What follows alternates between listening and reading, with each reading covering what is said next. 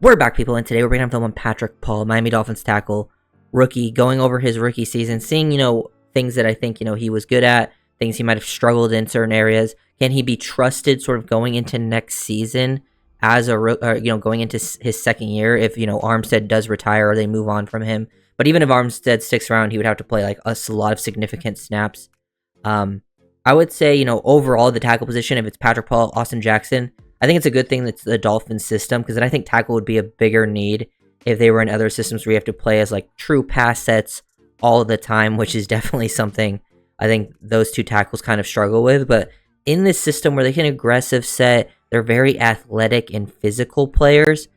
Paul can show some movement skills. We're going to go down the run game. I really want to see like certain run game improvements. Like I know there has some struggles in pass pro at time, but like if he can figure out certain angles out in space, we'll break all this stuff down. But like there's some good takeaways from Patrick Paul's rookie season that definitely make me feel better about him being a starter going into next year. Some things I think he definitely needs to improve upon, but I would say one of the biggest reasons I feel good about it is he showed improvement as the year went on. And even right away, this Titans game, he kind of struggled. He had a couple misplays, but like he improved in some of those areas. He even played some right tackle too. But I would say like his film compared to his college film was already much better than it was in college. So that shows me that he can develop and improve. So that's definitely a big sign. And we're gonna, break down some of the stuff. I think versus the Texans was definitely one of his most surprising performances, especially in pass protection. Like going against guys who like Danielle Hunter and Will Anderson, who are long, athletic, very good pass rushers. You can see his ability, man, to really match these guys on the edge and just widen them. He's very good when guys try to work to his outside half, because one, he explodes out of his stance, so he has a lot of range. He's explosive. He's got, obviously can take a big kick step. He's got, a long stride. He's got really good length too.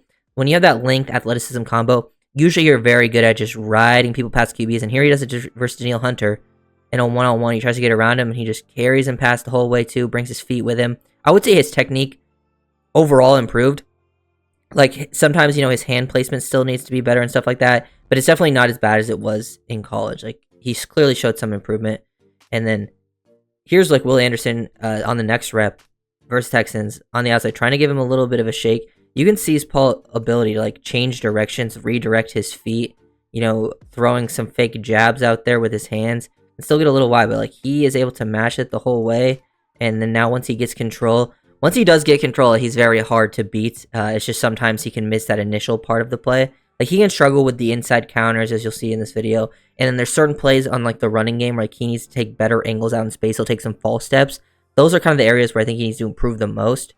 But those are things I think you can kind of get away with potentially sometimes, as a younger tackle. And I just think, when you really look at the Dolphins positions, like there's definitely just bigger fishes to fry than the tackle position. Considering just I would get, more focus on guards, get a swing tackle. But I think I would, for the most part, would trust Paul at left tackle and Jackson at right tackle, especially because it's the Dolphins system. But just here's another good example. Here's an anchor versus Danielle Hunter. Earlier we saw him try to win around the edge. He kind of sells that this time. Paul in a similar position. He does a good job, I think, like sort of mixing up his footwork and his steps, throwing off. But like, look, he gives up his chest and he's still able to just get low. Look at him sink his hips and just boom, anchor this really, really quickly and then drive him past him. That's a really good rep versus the guy who led the league in pressures. Like here's another example of it where like he does this all the time too. Danielle Hunter, he sells it to the outside and then boom, look at him. Look at that speed to power. Look at that bend that Hunter has. And Paul is like losing this rep here initially, but like he kind of slows this down pretty quickly. He does get some help from Robert Jones, but he was already slowing this down before Jones comes to help. Like that's really impressive, just play strength and anchor from Paul, and always nice to have that ability. Lots of good pass protection stuff. We're starting with this Texans game, just kind of winning a lot of those one-on-ones versus Hunter. Here's another example of him. This is like him showing good redirection skills. Sometimes he oversets and he is late. Like he has the athletic ability to recover back, but he will sometimes overstep. And he doesn't have the best hand usage with that inside hand, so like that causes him to lose sometimes on these inside counter moves. But he's able to actually recover here, bring his hips back across, has the athleticism to recover, shows great balance. A guy for his size that can have this type of balance is huge. It's probably my favorite part of his game is he very rarely ends up on the ground, and for a guy of his size, that's pretty hard to find. And I think balance is such an important athletic trait, and it gives me good hope that he can be better on these inside counters because we've seen the flashes of it. It's just he had too many losses, like the Myles Garrett game, he had a loss there. But those are against like the best of the best. Now, this is the type of play that really, I think, is the biggest thing to show. The Dolphins need to be better at run blocking. When Austin Jackson went down, that was a huge loss. I think Paul really flashes some run blocking ability and has some big reps. I think if you get good guards next to both the tackles and you get a blocking tight end that's better, that could insanely improve just the whole offense, just from the running game to then also being better off play action, things like that. But I think Paul flashed enough for me as a run where I think if you get good guards, you should be fine. Like, look at this. This is what I want to see from him. Sometimes he would take false steps. Here he just gets a clean lane to work to the second level defender, takes a great angle, and because he has the athleticism. A guy of his size that moves like this is special. He has the athleticism and the ability to bullet. Like, he blocks that guy's, way down the field. It's just too often he would take poor angles. But I think as the season went on, he mostly improved in this area. Like, there's still examples of him, whiffing and things like that. But there were some big play opportunities throughout the year that he kind of just missed because of that. But also just being a bully at the point of attack. Like, look at this, like straight up just base blocking too. Like, he's got some play strength. This is a big defensive end, Michael Clemens.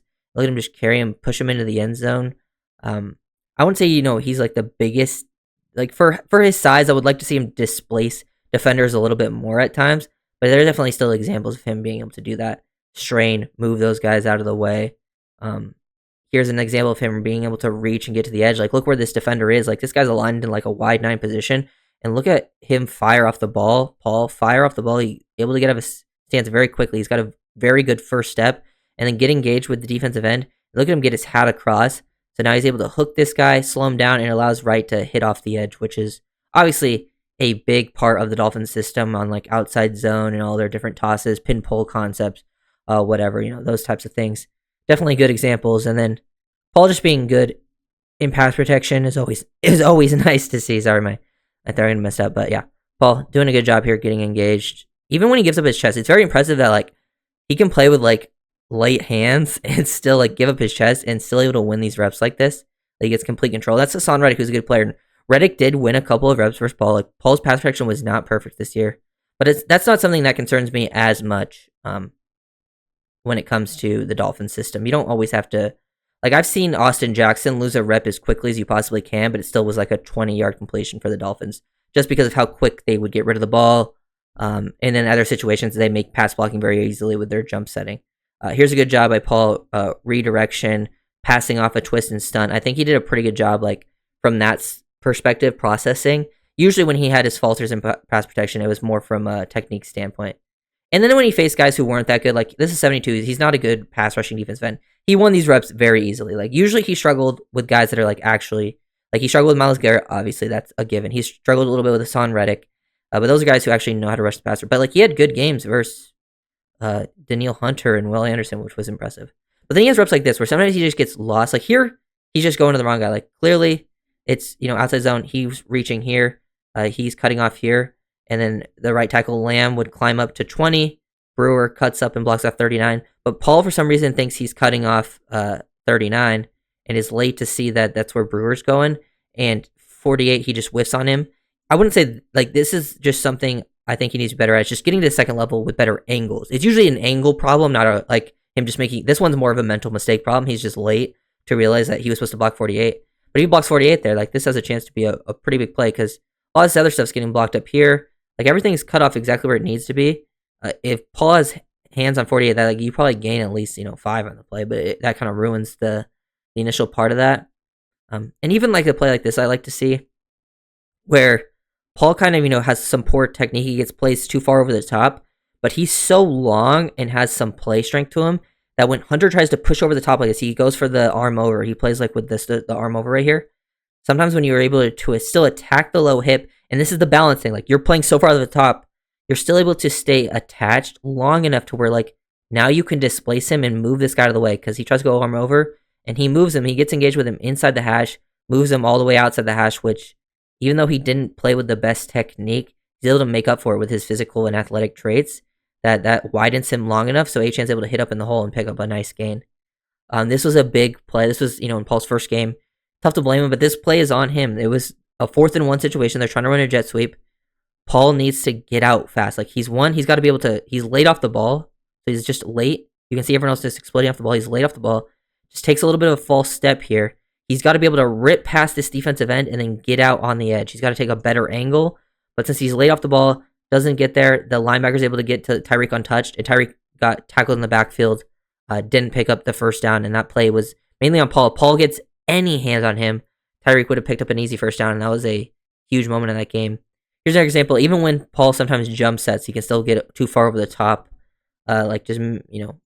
Doesn't sustain here, doesn't have the powerful inside hand, lunges, a lot of space to work with here. He's got to play this with better angles.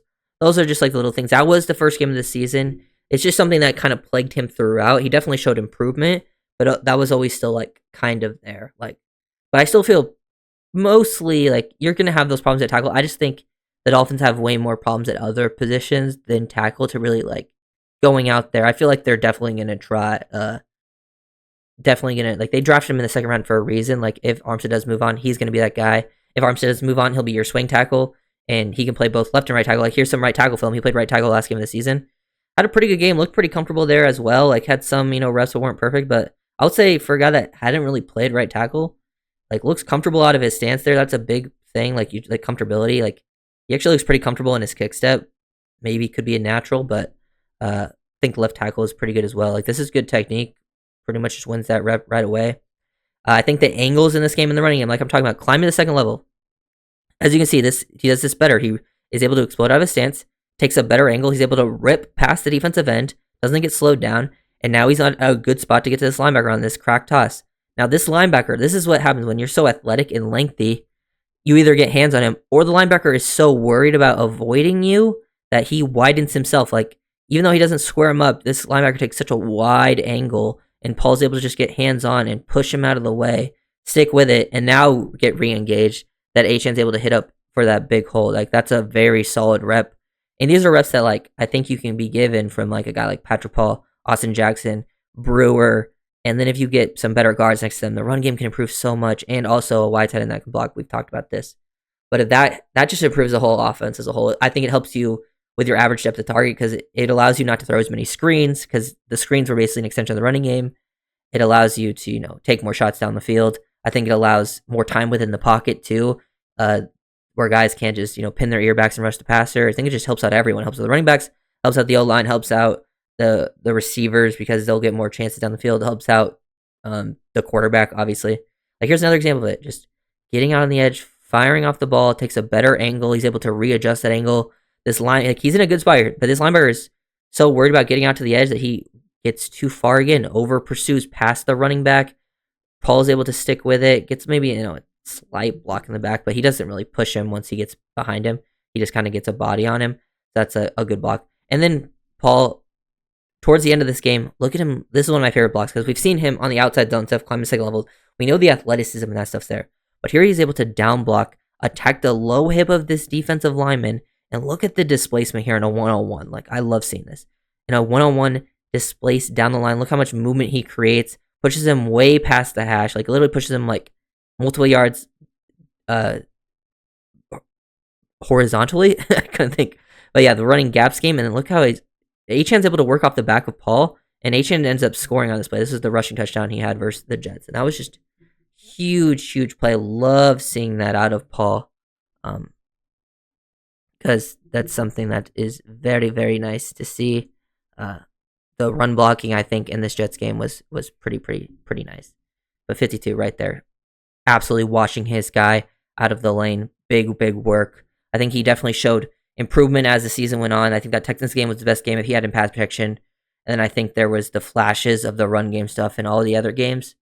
He still had his losses from time to time, but it didn't ever feel like, maybe other than that Titans game, those plays were huge, but it didn't feel like he was like a big detriment to the offensive line. You know what I'm saying? Like, there was always more problems elsewhere. It felt like Brewer was like your most consistent guy all season long because he played in every game, kind of just got his job done. You can see him out there bullying people as well.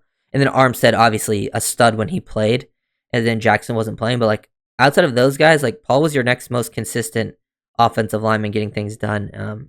I think if you get better guards next to him, that should also help him out. And I think he's got a pretty big ceiling. Like I'm not saying he's gonna be a lead or anything like, but he's got a ceiling to be a pretty damn good player in the league with his athletic skill set. I think he's got to clean some things up like we talked about, but I think for the most part, I think he can be trusted. I think there's just a lot more issues around the team that you're not like. If he was like your biggest, one of your bigger weaknesses, like oh we can upgrade our left tackle, then you would go and potentially do that. But there's like 10 other positions you would want to target: left guard, right guard, your wide tight end position. You probably even want to add another big body receiver before a tackle. Then you go to defense. You need to add multiple D tackles, probably a third edge, an off ball linebacker, multiple safeties, probably a corner, and then you would get to like tackle as well. I think they could add tackle, but it might be a tackle that plays guard for you early on, and then maybe they move to tackle down the line at some point in their career. But yeah, overall, feel pretty good about Patrick Paul's rookie season. I think he played better than I expected. I think I'll get to Chop next. Chop obviously played great, was your best rookie. But after that, I think, you got some good production. We did Malik. I think Washington was a great 6th-round pick. I think for a 2nd-round pick, you maybe wanted a little more from Patrick Paul, but this was kind of, I think, still above expectation. Maybe not for a 2nd-round pick, but for what I think most people expected because he was more of a developmental pick. So that's nice to see. And I think this was overall a pretty good class. And there's still guys that that didn't quite get to contribute, but they were all day 3 picks, and you got to give them at least, you got to give everyone like at least 3 years before you start calling them busts and stuff like that. So overall, pretty good stuff. If you guys enjoyed the video, comment, subscribe,